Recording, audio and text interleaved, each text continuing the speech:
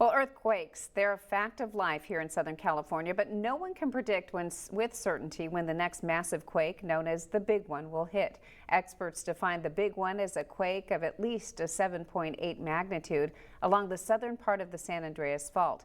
And as you probably know, the fault line runs deep under the Coachella Valley. So what does this all mean for the new 300,000 square foot arena being built right now near Palm Desert, not far from the fault?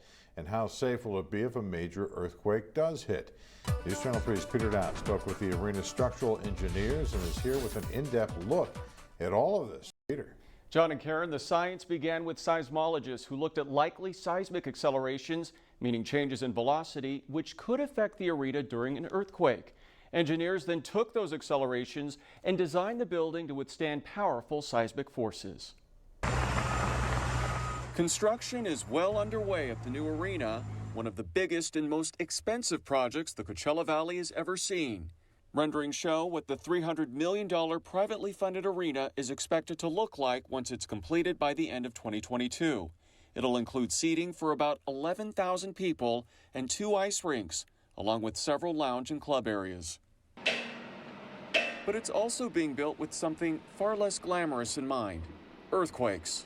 It's designed for 25% higher seismic forces than the new typical structure. Ryan Anderson is one of the arena's structural engineers. He's part of the team hired by the developer Oakview Group, focused on design and safety. What are some of the safety features that people should know? We're employing 2 high-performing and well-established seismic structural systems. The above-grade structure utilizes buckling restrained brace frames, and the below-grade structure utilizes special reinforced concrete shear walls.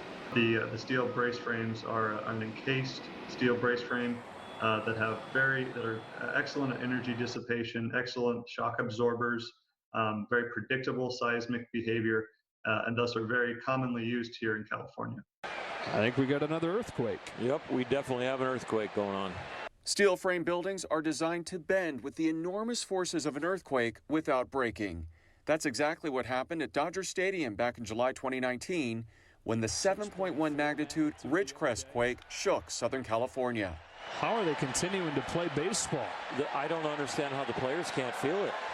But did not appear to shake the players.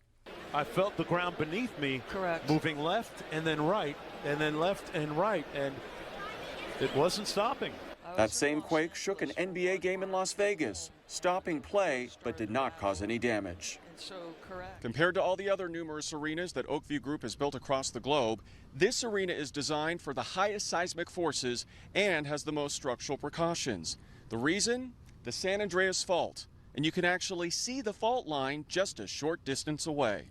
Not surprisingly, we found the seismic forces are higher than all the other arenas we've designed in the U.S. and even within California. So this was a very key aspect of our structural design. It also required more braces and larger braces than if the arena had been located in a different part of the country. The arena must also meet California's rigorous building standards code, which has extensive requirements that were last updated a year ago. Riverside County's Building and Safety Department is the enforcing agency that reviewed all the plans long before construction began. The county even has a full-time structural engineer on site to make sure everything is in compliance. And we have some of the most advanced building codes in the nation. The California Office of Emergency Services says any large new structures built to code should be able to withstand a major earthquake. When it comes to a building of this magnitude, are the standards stricter?